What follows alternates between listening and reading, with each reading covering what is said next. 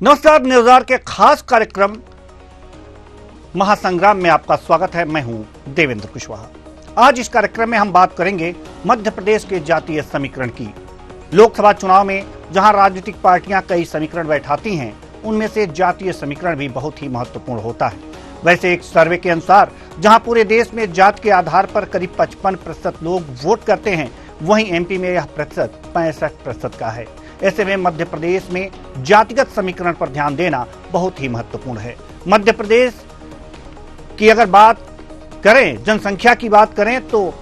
8 करोड़ 45 लाख है। आइए ग्राफिक्स के माध्यम से जानते हैं कि किस जात की कितनी प्रतिशत आबादी है। आइए, ये आप देख सकते हैं, ये जो जात मध्य प्रदेश में जातिगत समीकरण हम आपको ये दिखा रहे हैं।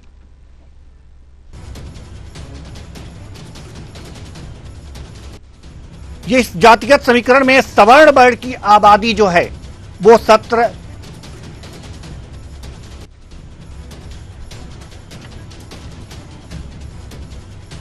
तो एमपी में जो जातीय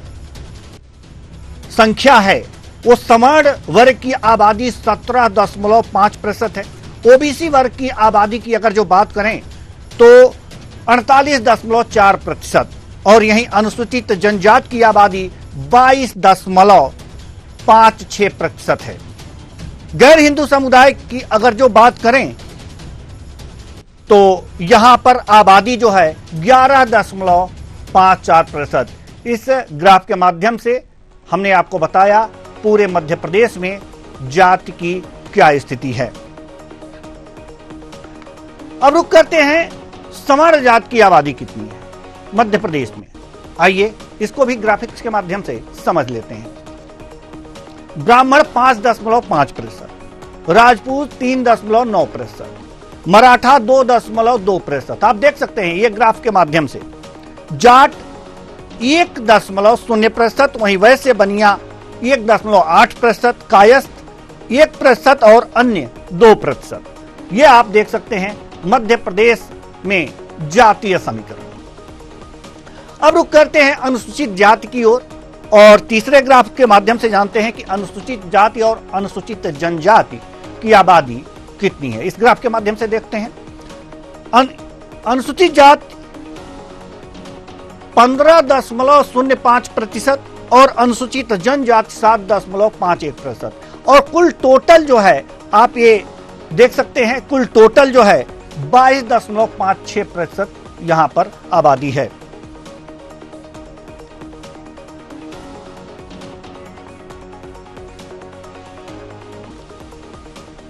अगर बात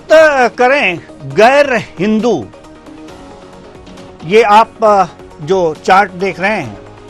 इनमें हमने आपको बताया है अनुसूचित जाति 15.05% और अनुसूचित जनजाति 7.51% है।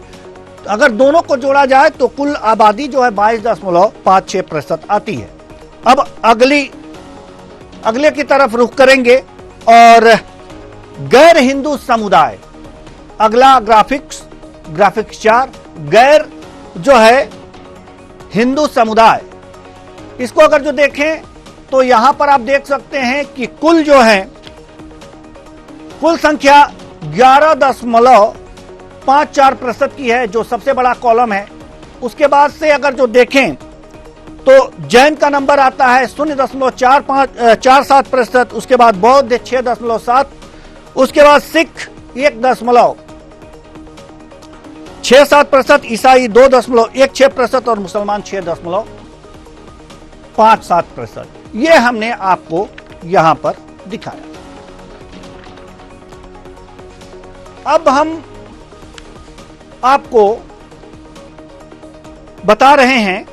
कि ओबीसी की जहां तक आबादी है, जैसे सबसे पहले हमने जो आपको ग्राफिक्स दिखाए थे उसमें ओबीसी की आबादी 48.4% के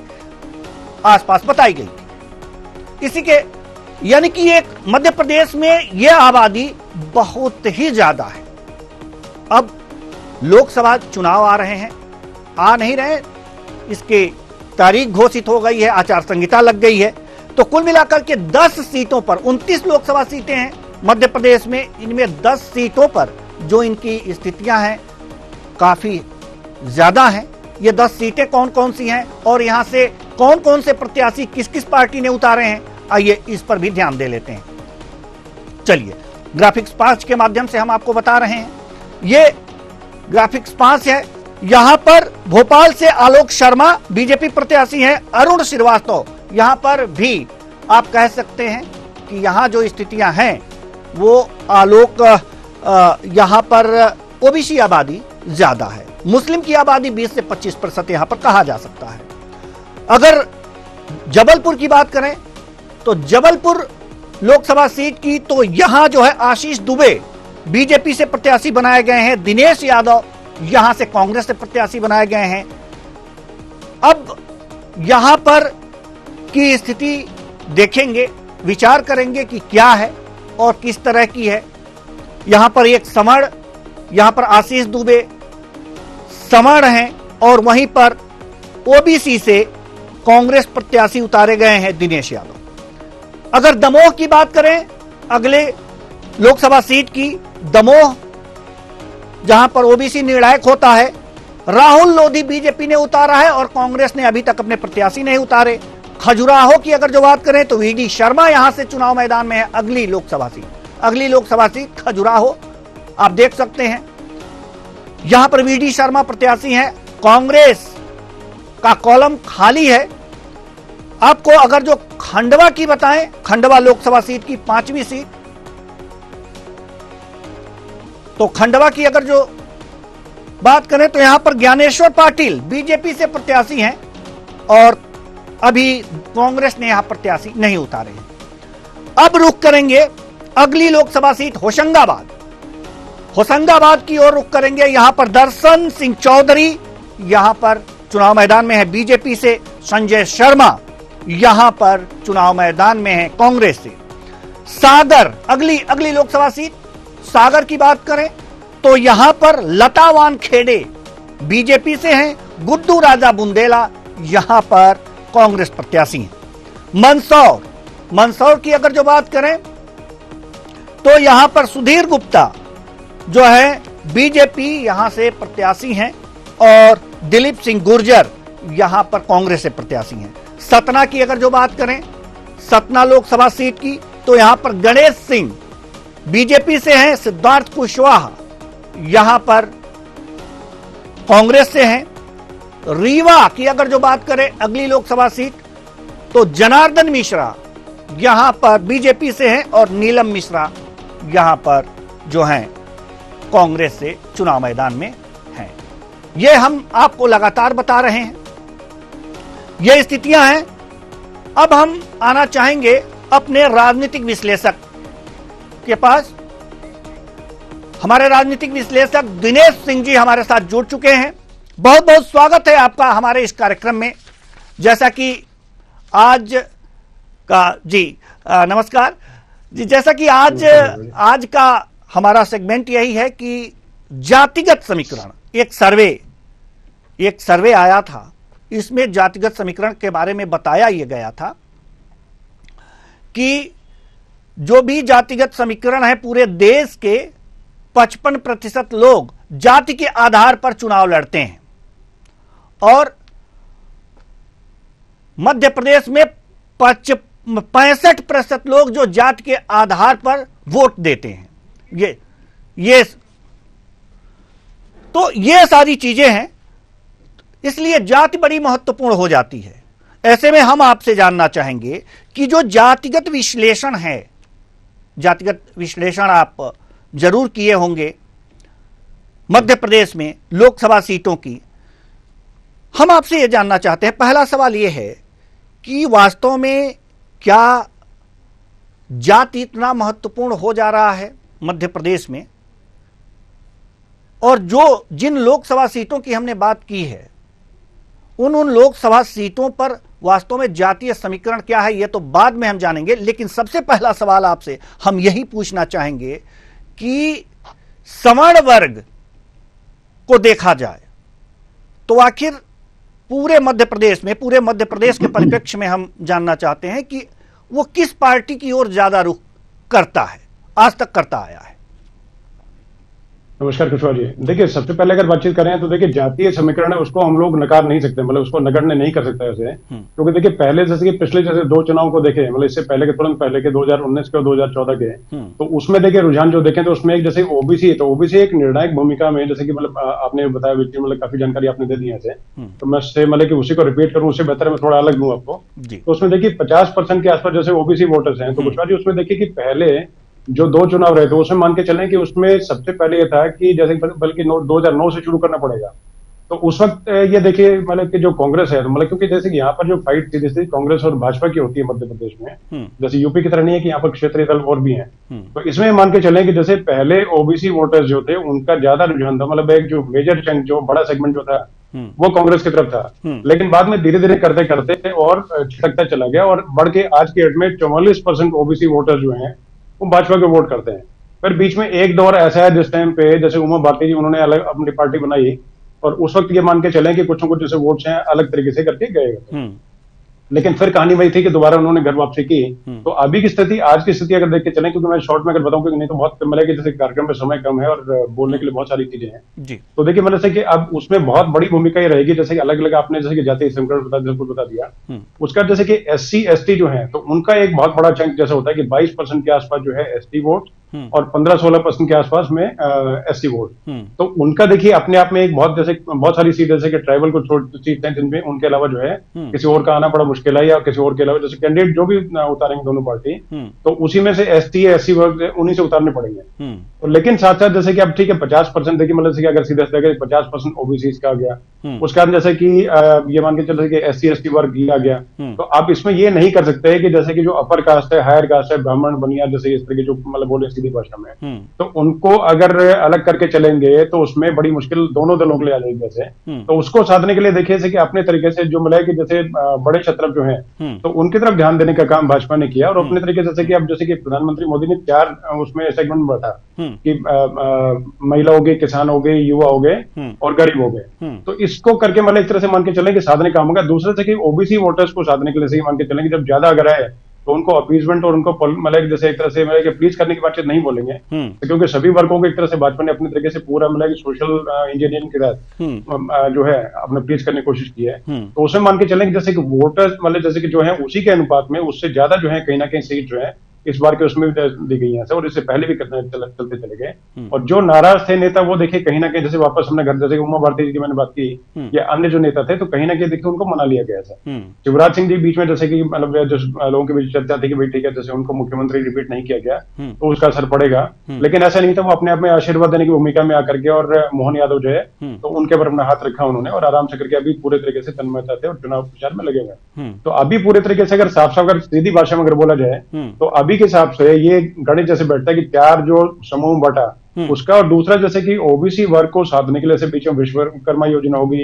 या अन्य योजना होगी, जिसमें सीधे सीधे जो है उनको एक तरह से कौशल विकास उनका हो गया, या उनको छोटे लोन जैसे मुद्रा लोन वगैरह तो अलग चीज है, लेकिन इनके लिए कौशल विकास के अलावा जैसे अलग लोन देने का या छोटे उद्योग स्थापित करने के लिए, तो उसका देखिए क्योंकि किसी का घर पे जैसे कि रोजी रोटी चलाने का अगर कार्य होगा, तो आप मान के चलें कि पूरे परिवार के वोट जो है उस पार्टी की तरफ 100% जब होंगे। ये कल्याणकारी जैसे योजनाओं कुछ होगी। उसके अलावा जैसे मान के चलें दूसरी चीज अगर हो गई कि बड़े नेता, तो बड़े नेताओं की बात जैसे कांग्रेस का अगर एक चुनाव पहले का बातचीत करें 2019 से पहले की, तो उसमें और 2024 में ये फर्क रहेगा मेन सबसे बड़ा, कि उस टाइम पे इनके पास में ज्योतिरादित्य सिंधिया थे, और जो थे तो उनका बहुत बड़ा असर हुआ करता था, मतलब सभी वर्गों पे, क्योंकि एक तरह से महाराज उनको बोलते हैं, महाराज पे सभी मतलब सारी प्रजा जो है उनके लिए बच्चों के समान है। तो इस तरीके से उस परिवार का एक तरह से पूरा दबदबा होता, तो वो अब आकर के जैसे कि भाजपा में आ गया, तो उससे बहुत बड़ा जो वर्ग है उससे प्रभावित होगा, बल्कि सभी वर्ग होंगे, लेकिन एक तरह से पूरे कुछ वर्गों को जो सीधा सीधा जिन पे असर था, तो वो एक तरह से सीधा वोट बैंक जो है वो ट्रांसफर होने का काम। दूसरा कमलनाथ जी की जो स्थिति है, जैसे कि मान के छिंदवाड़ा जो सीट है, तो उस पे मान के चलें कि वो अकेली सीट थी पिछली बार जो रिटेन कांग्रेस कर पाई थी, लेकिन उसके बाद में मान के चलें कि वो भी जो है कहीं ना कहीं जो है मतलब ढुलमुल रवैया माने या और कुछ माने, या जिस तरीके से कांग्रेस ने उस तरीके से तवज्जो नहीं दी, जैसे पिछली बार जैसे कि इनकी यात्रा भी थी न्याय यात्रा, तो उस वक्त भी उस तरीके से जैसे कि कमलनाथ जी को मान सम्मान उस वक्त नहीं मिला, तो उस वक्त कहीं ना कहीं नाराज थे, और बीच में शायद बहुत ज्यादा चर्चा ये भी चली थी कि शायद होता ही भाजपा में आ जाए। बाद में ठीक है, इनका मतलब जो भी मन के कुछ क्या या होता है, सिर्फ पूरी अफवाहें हो, हम लोग उसको अफवाह मान लेते हैं चलिए, लेकिन कहीं ना कहीं उससे जो वोटर्स है उनके बीच में एक जो है वो लो मतलब फीलिंग वाली जो है वो एक तरह से व्यवस्था सी बनी, जिससे कहीं ना कहीं करके मतलब जैसे बार बार बोलते नजर आए ये खुद कमलनाथ जी कि भाई आप लोग अगर चाहते हैं मैं हार जाऊं तो हरा दीजिए, अगर जिताना चाहे तो जिता दीजिए। तो एक तरह से मतलब याचक की भूमिका में खड़े हो, जबकि पहले वहां पर एक तरह से और मतलब साफ अगर बोले तो पूरे तरीके से छिंदवाड़ा के नाम के साथ में कमलनाथ जी या उनके बेटे के नाम जुड़ा होता था। तो वो चीजें सारी सारी हो गई। तो समीकरण के अलावा कुछ बारी मतलब मैं थोड़ा सा बोलना चाहूंगा कि समीकरण के अलावा इस वक्त जो है पूरे तरीके से जैसे कि पिछली बार जो उससे पिछली बार जैसे पहले 2 चुनाव थे उसमें भाजपा का पलड़ा जो है काफी भारी है। मतलब वो है कि किसी एक पर्टिकुलर कैंडिडेट को लेकर के मैं नहीं बोलना चाहता, बिल्कुल, लेकिन चीजें जो है अपने तरीके से मतलब समीकरण उस वक्त नहीं बन पाए इस तरीके से भी, और अपने तरीके से डिलीवर कांग्रेस या विपक्षी दल उस तरह से नहीं कर पाए। जी, एक चीज ये देखने वाली बात है कि भोपाल की जो सीट है यहाँ पर आलोक शर्मा और अरुण श्रीवास्तव दोनों लोगों को दोनों पार्टियों ने उतारा है एक एक करके, लेकिन दोनों जो है ओबीसी से तो दिखते नहीं है, अरुण श्रीवास्तव और आलोक शर्मा ये दोनों सवर्ण जातीय हैं। लेकिन यहां पर अगर जो देखा जाए तो मुस्लिम मतदाता निर्णायक साबित होता है, ये देखा गया है। 20 से 25% यहां पर मुस्लिम मतदाता है, ओबीसी की संख्या ज्यादा है यहां पर। तो आखिर अगर ये कहा जाए कि राजनीतिक दल यहां पर जातीय समीकरण नहीं देखे हैं क्या अपने प्रत्याशी उतारने के पीछे? नहीं, देखिए ऐसा है कुशवाहा जी, मतलब सीधा सीधा मान के चलने जैसे कि मुस्लिम वोटर्स के जैसे बोलते हैं कि पहले अपनी तरीके से अपना जेब का वोटर जो है वो समझती थी कांग्रेस इनको, लेकिन अभी पिछले जैसे कि मैंने बताया कि पिछले 2 चुनाव है तो उसमें अगर एक ओवरऑल पूरे देश का अगर सर्वे अगर देखा जाए तो करीब 309 सीटें ऐसी जिसमें पिछले 3 बार से कांग्रेस जीत नहीं पाई है। और यहाँ पर कांग्रेस का मैं नाम सिर्फ इसलिए उल्लेख कर रहा हूँ क्योंकि कांग्रेस जो है वही सिर्फ सीधी टक्कर में है और कोई सामने ऐसे कोई क्षेत्रीय दल है नहीं ऐसा। तो इसलिए देखिए जैसे कि जैसे वहां पर जो जातीय समीकरण के अलावा, क्योंकि जैसे कि मान के चलें कि जैसे कि कोई ना कोई जैसे और भी है, जैसे मतलब एएम का तो यहाँ पर ज्यादा उस तरीके से नहीं है कि ठीक है वोट काटने के लिए आ रहे हैं, लेकिन अन्य जो दल हैं कुछ ना कुछ करके छोटे मोटे तरीके से कुछ अगर जैसे बीएसपी है उससे अपने कुछ उम्मीदवार खड़े कर दे, या उस तरीके से और कोई जैसे कि एसपी है तो एसपी अपने तरीके ठीक है इनके साथ में कांग्रेस के साथ में है, लेकिन इनके साथ के और जो नेता जिनको टिकट नहीं मिली तो अपने तरीके से सोचता है मुस्लिम जो है उनको काटने की कोशिश करें। तो अपने तरीके से ये मान के चले। और दूसरा जैसे कि 2-3 जैसे कि ठीक ठाक पिछली जैसे ट्रिपल तलाक बोले या और अन्य बोले, तो उसको लेकर के मुस्लिम महिलाओं का जो वोट है तो उसमें आप मतलब इसमें हम लोग इसमें मतलब मैं बिल्कुल सीधे तरीके बोल रहा हूँ, इसमें कोई मुझे गुरेज बोलने में नहीं है कि मुस्लिम महिलाओं जो है उनका वोट जो है ज्यादातर जो है भाजपा की तरफ आएगा 100%। या अपने घर पे वो कुछ भी बोले, लेकिन ये मान के चलिए थे कि वोट हालांकि गुप्त होता है, लेकिन मुस्लिम महिलाओं के ज्यादातर वोट जो है वो 100% मान के चलता हूं मैं कि भाजपा की तरफ मतलब 100% ना सही लेकिन कुछ परसेंटेज ऐसा बढ़ेगा जिसमें निर्णायक साबित होगा। और दोनों स्वर्ण जो जाति के उम्मीदवार जब 3 तलाक कानून लागू हुआ था उस समय तो ये समझ में आता था कि बीजेपी की तरफ सभी लोग चले जाएंगे, मुस्लिम महिलाएं खासकर जाएंगी, लेकिन इस बार ऐसा कुछ हुआ है क्या कि मुस्लिम महिलाएं भी उधर जाएंगी या फिर 3 तलाक का ही असर इस चुनाव में दिखेगा?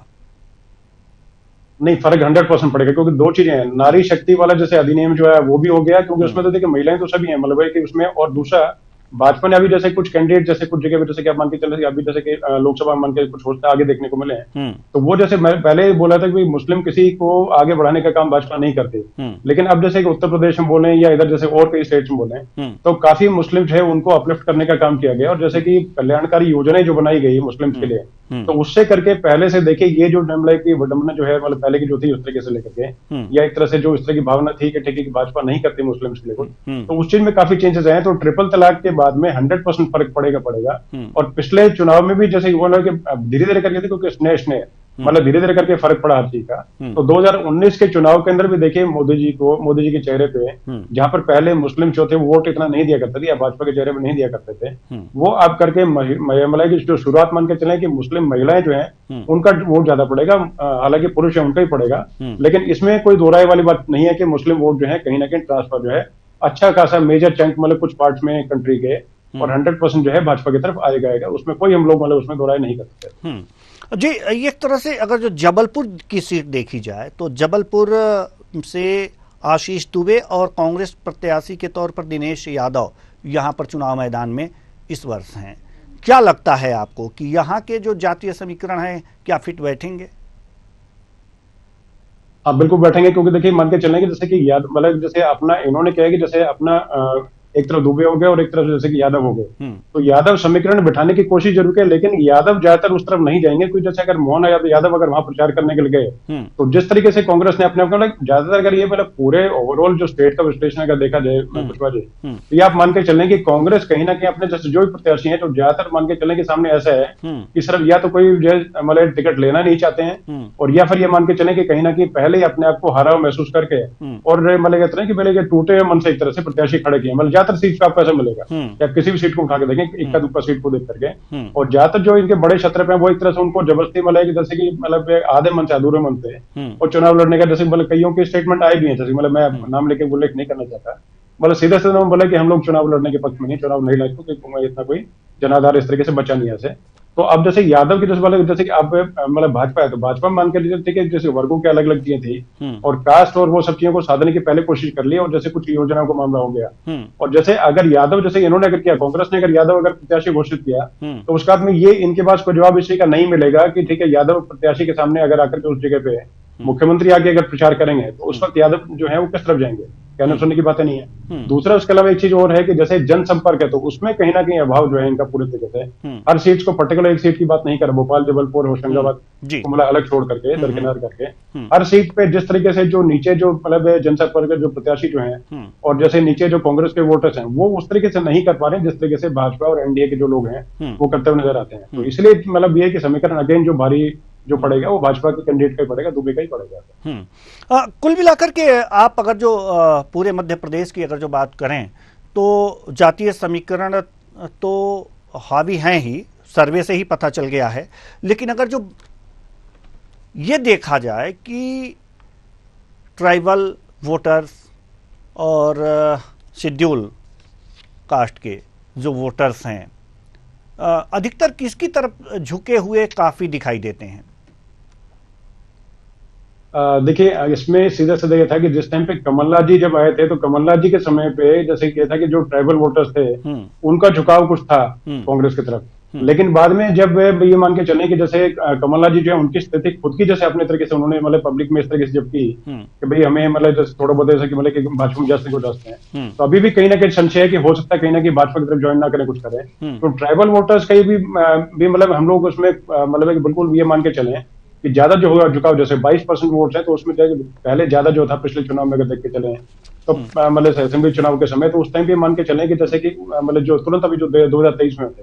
उससे पहले को इसमें अगर देखें तो उसमें भाजपा की तरफ जैसे कि सीधा सीधा जो है वो अपना गणित आपको नजर आएगा कि ठीक है जो पॉजिटिव जो रुझान है वो इनका ज्यादातर है। इसी प्रकार से ऐसी जो वोट है इनका भी ट्रांसफर इस तरह के होता नजर आया, क्योंकि देखिए जैसे कि आप जो रिजर्व कैटेगरी जो सीट है कुशवाहा जी, जैसे एसटी और एससी जो रिजर्व सीट है तो जैसे उसमें मान के देखिए 35 से मतलब एक 35-38% के आसपास जो जितने बनते हैं तो उसमें मतलब जैसे कि वो दोनों पार्टीज को जो एससी और एसटी वही खड़े करने पड़ेंगे, तो उसमें ये तो कह नहीं सकते कि स्वर्ण वर्सेस जो है एसटी हो गया, स्वर्ण वर्सेस एससी हो गया, तो उसमें उस तरीके से दोनों ने अपने तरीके से मतलब उठाने की कोशिश की है। लेकिन जैसे कांग्रेस के जो है जो वोटर मतलब जैसे जो उसकी बात करें नेताओं की बात करें तो जैसे कि एक केंद्रीय मंत्री थे जो 7-8 बार जैसे चुनाव जीते हुए थे और केंद्रीय मंत्री थे, उसके सामने जैसे कि इनका एक जैसे कि मोर्चा कोई है तो उसके एक नए खिलाड़ी थे तो उनको ठीक है हम शुभकामनाएं देने की बात करते हैं, हम लोग पहले भी चर्चा कर चुके हैं इस बारे में, तो उनको ठीक है अगर सामने खड़ा कर दिया तो कहीं ना टक्कर वाली बातचीत नहीं हुई। एक जगह जैसे कहीं कोई सेवानिवृत्त थे मतलब है कि अपना वीआरएस लेकर के सामने खड़े हो गए, एससी का मतलब एसटी सीट थी और उसके सामने कद्दावर जो मतलब कि जैसे मतलब बहुत जैसे लंबा अनुभव था रनते तो उसके सामने का, तो इसी तरीके से कहीं ना कहीं मतलब तालमेल बैठाने के जो काम है वो कांग्रेस नहीं कर पा रही। अगर बैठाएगी तब बातें अलग है, क्योंकि अभी के हिसाब से टक्कर उस हिसाब से नजर नहीं आती है और कहीं ना कहीं हथियार डालने वाला काम पहले, क्योंकि मतलब अगर निकलता भी है जब कांग्रेस के लीडर हैं उनके मुंह से कुशवाहा सीधा निकलता है कि हम लोग अच्छी टक्कर देंगे, तो टक्कर का मतलब ये हो गया कि वो कहीं ना कहीं ये नहीं मान रहे कि हम लोग जीतेंगे, सिर्फ टक्कर दे पाएंगे और डिफेंसिव मोड में होकर के खेल रहे कि हाँ ठीक है जिस तरह जैसे मर्जी करके लड़े, लेकिन ज्यादातर सीट मतलब आए ना आए लेकिन वोट परसेंटेज बढ़े। जी एक चीज और हम आपसे जानना चाहेंगे कि गैर हिंदू समुदाय की आबादी 11.54% है, हालांकि ठीक ठाक ही कहा जा सकता है लेकिन बिखरी हुई अवस्था में यह है, ये क्या प्रभाव डाल पाता है लोकसभा चुनाव में? इसमें देखिए ऐसा है कि जी देखिए कुछ और जैसे कि मतलब मेरे ख्याल 8% के आसपास मुस्लिम्स हैं और 2-3% के आसपास जो अन्य जो रिलीजन है उनके जो लोग हो गए जी। तो जो अन्य धर्म के हैं उनका तो एक तरह से मान के चलें कि भाजपा की तरफ ज्यादातर जो रुख है उस तरीके से वो भाजपा की तरफ रहेगा। मुस्लिम वोट जो है देखिए उनके बीच में कहीं ना कहीं ध्रुवीकरण करने के लिए कुछ ना कुछ जैसे कि बीच में जैसे सनातन विरोधी बयान हो गए या अन्य कोई चीज हो गई उसको लेकर के, लेकिन अब जैसे कि उसमें कहीं ना कहीं जैसे चुनाव के बीच में कोई बयान जैसे सुप्रिया सिन्हा थे तो उनका जैसे कल का बयान था जिसमें उन्होंने लेकर के कंगना रनौत पे एक मतलब है कि अशोभनीय टिप्पणी की, तो उसका भी देखिए कहीं ना कहीं चुनाव के बीच में फर्क पड़ता है। कहीं ना कहीं राहुल गांधी जो है उनका कहीं ना कहीं जैसे कुछ अगर चुनाव के बीच में कोई बयान है तो उसका फर्क पड़ता है। तो उसका देखिए निर्णायक भूमिका में जैसे कि 1-2 सीट्स को छोड़ करके जैसे कि अल्पसंख्यक समुदाय है, जैसे मैंने बताया कि 8% के आसपास जिसके वोट हैं मुस्लिम्स के, तो वो इस तरीके से मतलब उतना वर्चस्व जो है बहुत कम जगह पे है जिस तरीके से जहां पर निर्णायक भूमिका में रहे। बाकी ज्यादातर जैसे बताया कि 50% का ओबीसी है तो उनका रहेगा, लेकिन ओवरऑल अगर देख के चले तो इसका बहुत ज्यादा असर जो है उतना नहीं पड़ेगा, और अगर पड़ेगा भी तो बहुत ही मतलब लिमिटेड स्कोप पे, तो क्योंकि सभी सीट पे एक तरह से पूरे तरीके से भाजपा जो है वो नहीं सोच सकते भी पूरे तरीके से हम लोग सभी पे जैसे अपने वो पूरा वर्चस्व जमा लें, लेकिन वर्चस्व के साथ में जैसे पब्लिक जो है तो पब्लिक जो परसेप्शन है वो उस तरीके से कांग्रेस के पक्ष में फिलहाल नजर नहीं आ रहा है और ना वो समीकरण बैठाने के उसमें उस तरीके से सफल हो पाए, तो इसलिए मतलब वो बहुत ज्यादा असर जो है उन लोगों का जैसे उस तरीके से अगर इतना पड़ेगा तो पॉजिटिव असर ही पड़ेगा उसका, और पॉजिटिव असर भाजपा की तरफ आता हुआ नजर आएगा। अच्छा, एक चीज और देखा गया है कि जहां पर जिस जाति विशेष की, मान लीजिए ओबीसी की ही बात है और यादव की बात कर लें, तो जहां पर ओबीसी में यादव की संख्या बहुत ज्यादा होती है, वहां पर अगर यादव प्रत्याशी उतार दिया किसी पार्टी ने तो क्या सभी यादव एकजुट हो जाते हैं या फिर कुछ इसमें भी? जी जी जी इसमें कुछ वाली देखिए जैसे कि मतलब बड़ा एक पेचीदा सा आपने मतलब सवाल किया, लेकिन है सवाल बहुत बढ़िया। तो इसमें देखिए जैसे कि एक जाति का एक व्यक्ति अगर सिरमौर अगर होता है तो उसको नेता मान लेते हैं, जैसे कि मतलब कि बिल्कुल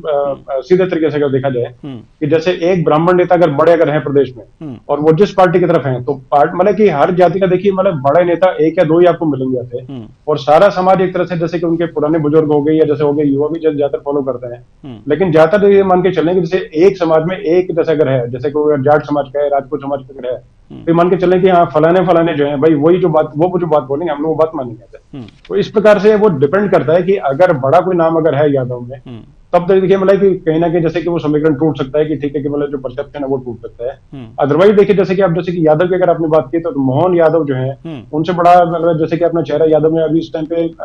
मान के चले मतलब ठीक है, और होंगे बहुत सारे सम्मानीय और होंगे, लेकिन मुख्यमंत्री बनाने से क्या है कि यादव अपने आप को जैसे एक तरह से सम्मानित महसूस करते हैं। बिल्कुल। तो वो जब वहां पर जाएंगे तो एक तरह से वो सारे के सारे जो है वो तिलिस्म टूट जाएगा उस टीका लेकर के, और पूरा मान के चले कि जैसे एक जैसे का कैंडिडेट यादव घोषित किया, दूसरा अगर ब्राह्मण भी अगर है तो समीकरण इस तरीके जो बनेंगे उस वक्त मतलब डिपेंड ये करता है कि उस यादव की वहां पर जो है किस प्रकार की मतलब कैसे वर्चस्व है, कैसे उसकी लोकप्रियता है, कैसी कितनी की चीजें हैं, लेकिन ओवरऑल अगेन वो चीजें प्रचार के समय चीजें फिर अगेन वही तक टूट जाते हैं। अच्छा, ओबीसी की हम अगर जो बात कर रहे हैं तो ओबीसी वोटर्स जो हैं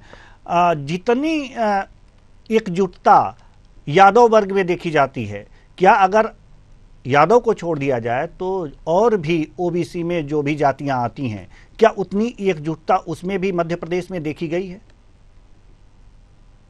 यादव जैसे जो जाति हैं उनको देख करके जैसे एकजुटता जो है उस तरीके से मतलब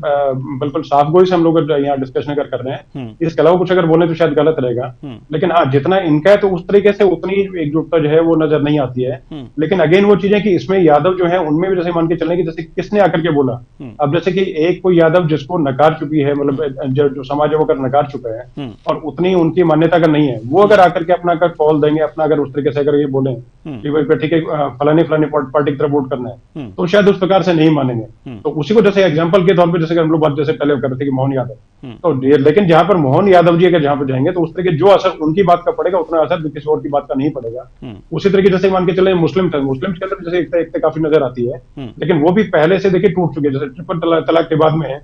मुस्लिम महिला जो है तो उनका उस तरीके से जैसे वर्चस्व होता है कि ठीक है मतलब कि घर के मुखिया ने बोल दिया कि ठीक है यहाँ पर वोट डालना है, लेकिन अंदर ही अंदर कहीं ना कहीं वो उस चीज से रोस्ट होती है और अंदर जाकर के वोट जो है कहीं ना कहीं भाजपा को दे दिया, किसी और को दे दिया, वो चीजें हैं। तो अभी के हिसाब से अगर देखा जाए तो मतलब एक जैसे जो समाज कोई है तो एक समाज में एक मुखिया जो है वो बहुत कम देखने को अभी इस वक्त मिलता है, मतलब जैसे जो भी है मतलब जैसे 2-4 चेहरे आपको बड़े मिलेंगे और वो किसके तरफ रुख करता है तो उस पर बहुत बड़ा मतलब निर्णायक भूमिका एक तरह से वो रहेगी। जी, निर्णायक भूमिका वो रही है।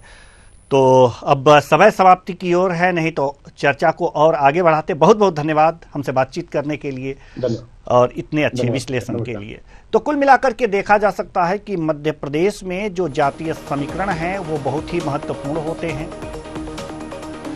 सीटों पर, जिन सीटों पर जिस जाति की अधिकता होती है, राजनीतिक पार्टियां उस जाति के प्रत्याशी को अक्सर खड़ा करती हैं। यह नहीं कहा जा सकता कि वो उसी जात के कैंडिडेट को खड़ा किया जाता है, लेकिन अक्सर यही देखने में मिलता है। साथ ही साथ आज इस कार्यक्रम में हमने मध्य प्रदेश में किन जातियों की कितनी आबादी है और वो किधर रुख करते हैं, गैर मुस्लिम, मुस्लिम, ओबीसी और सामान्य वर्ग, एससी और एसटी वर्ग। आज इस कार्यक्रम में हमने जातीय समीकरण के बारे में आपको बताया कि वो किधर रुख करते हैं और कितना, सवर्ण ब्राह्मण भी किधर रुख करते हैं और कितने प्रतिशत। ये सारी चीजें हमने आज आपको इस महासंग्राम में बताई। फिलहाल आज के लिए बस इतना ही, मुझे दीजिए इजाजत, नमस्कार।